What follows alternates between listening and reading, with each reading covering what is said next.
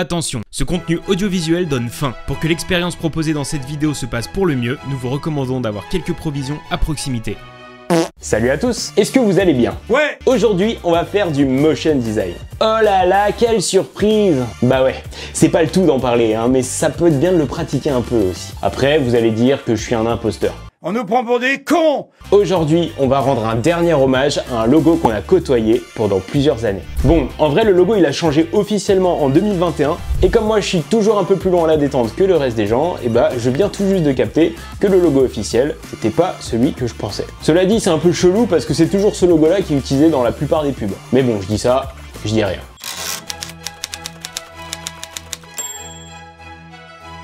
Pourquoi Burger King? Eh bah tout simplement parce qu'on est des gros et qu'on adore manger. D'ailleurs, je me ferais bien un bon gros burger là. Fuck yeah. Avant que vous ne vous excitiez, il n'y a aucune collaboration commerciale dans cette vidéo. J'ai aussi choisi ce logo parce qu'il est intéressant d'un point de vue visuel et que ça fait un parfait sujet de TP. Après, je suis pas contre un petit pécule, hein. Donc Burger King, si vous passez par là, par ici la monnaie. Du pognon! Comme on fait pas les choses à moitié, ce logo, on va l'animer 3 fois au lieu d'une. Et pour ceux qui resteront jusqu'à la fin, on utilisera même de l'IA. Allez, on perd pas de temps. Avant de commencer, on va faire comme tout bon motion qui se respecte. On va donc préparer le projet dans AE, comme dirait mon pote Jean-Luc. Pour ça, je crée mes compositions, un petit dossier pour le son et un autre pour les vidéos. Et puis c'est tout. Pas besoin de plus. Si j'étais aussi efficace pour ranger ma cuisine, je mangerais pas des champignons tous les jours. Bon, on va pouvoir s'y mettre. Tout commence par une bonne base graphique. La première chose que j'ai faite, c'est donc d'ouvrir Illustrator. J'y ai importé mon logo fraîchement pompé sur le web, un petit coup de vectorisation et on l'envoie direct dans After Effects. Comme on a prévu de faire 3 animations, bah on va le faire 3 fois, tout simplement. Hop là, merci les plugins. Pour la première version, on va essayer de reproduire exactement l'animation officielle qu'on retrouve dans les pubs.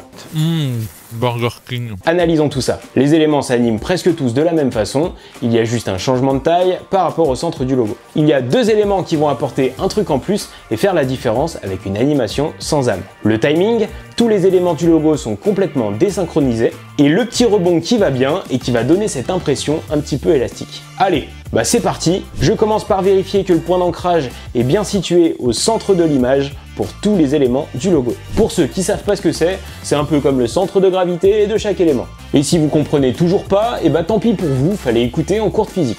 Vous inquiétez pas, j'écoutais pas non plus. Ensuite, je vais commencer l'animation en jouant avec la taille de tous les éléments du logo. C'est pas la taille qui compte, mais quand même. J'applique le petit côté élastique en vérifiant bien le nombre de rebonds pour chaque élément. Attention à ne pas oublier les petits fondus d'entrée qui permettent d'adoucir le tout.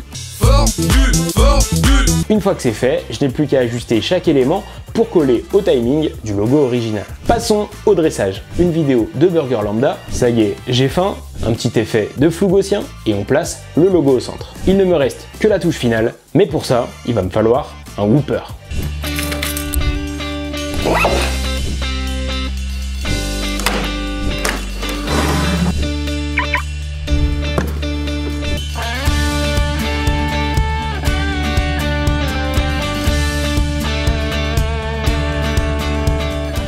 Ça y est, j'ai le butin.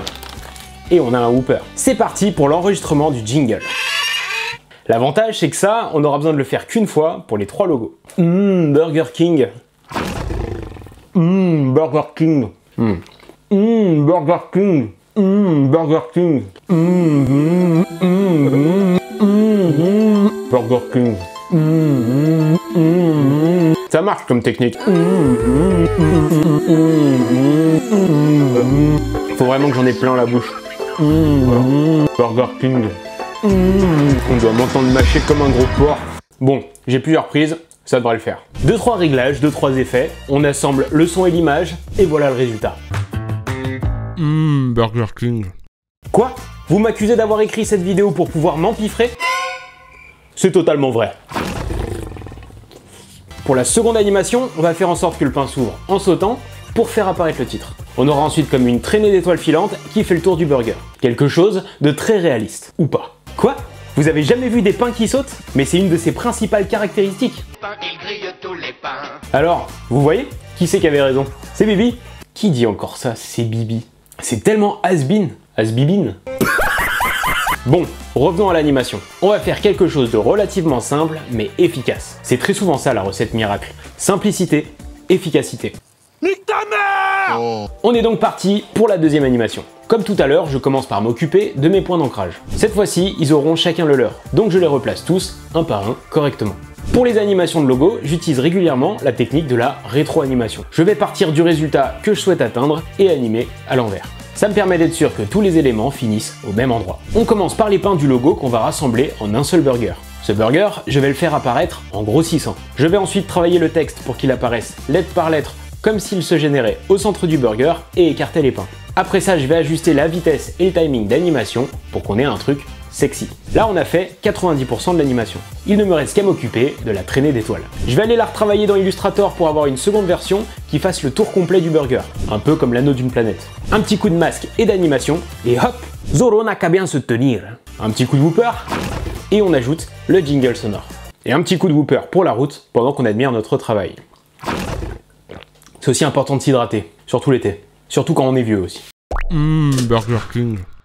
Pour la troisième animation, on va faire quelque chose d'un peu plus tordu. On va utiliser l'IA. Rien qu'avec ce mot-clé, je sens que la vidéo va faire plus de vues que d'habitude. Je suis diabolique. Pour ça, on va utiliser Fable, un outil de création en ligne qui intègre une IA générative du nom de Prism. On va commencer par créer une animation du logo, partie par partie. L'idée, c'est de segmenter l'animation de manière à ce que l'IA réussisse à interpréter ce que l'on souhaite faire. Du coup, je vais reprendre un peu l'idée qu'on a faite pour la seconde version. Je vais même carrément la dupliquer. Comme ça, on s'emmerde pas. On va donc travailler sur la même idée de burger qui se sépare. D'ailleurs, en parlant de burger, un petit coup de whooper. Je vais à présent exporter mon animation en plusieurs fois. D'un côté le burger, de l'autre le titre, et enfin la traînée d'étoiles. Ça tombe bien, ils ont tous des couleurs différentes. Je vais les importer dans Fable, et c'est là que la magie commence. Prism va interpréter mes vidéos et me proposer autre chose à partir de ça. C'est fabuleux. Fable, fabuleux, bon ok, je la ferme. Ah ouais, c'est bien aussi. Je vais le guider un peu avec un prompt de qualité qui décrira le mieux ce que je souhaite voir à l'écran. Dès que j'ai trouvé un visuel qui me convient, on check que l'animation parte pas trop en couille et on ajuste si besoin. Bah ouais, ça reste une IA qui n'a jamais vu un whooper en vrai.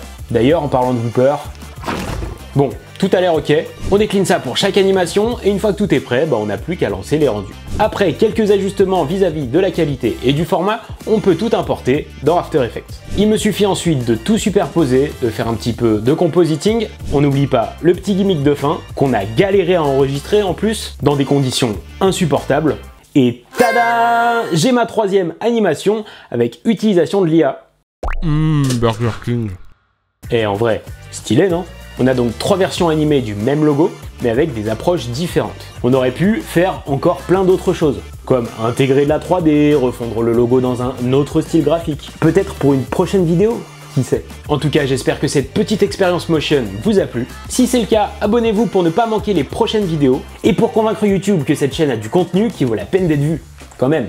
En attendant, moi, je vais finir ce whooper. Bon, en vrai, c'est déjà le deuxième. N'hésitez pas d'ailleurs à me dire dans les commentaires si vous êtes plutôt Whopper ou Chicken Louisiana Steakhouse. Moi, c'est plutôt Chicken Louisiana Steakhouse. Mais par conscience professionnelle, j'ai pris un Whopper pour la vidéo. Qu'est-ce qu'on ferait pas pour avoir du succès, hein? Quoique... Sinon, vous pouvez aussi dire laquelle des 3 animations vous préférez. C'est la fin de cette vidéo, merci de m'avoir suivi, je vous dis à la prochaine pour du contenu toujours plus gourmand. Prenez soin de vous, filez good, mangez des Whoppers. C'était Jérém, ciao.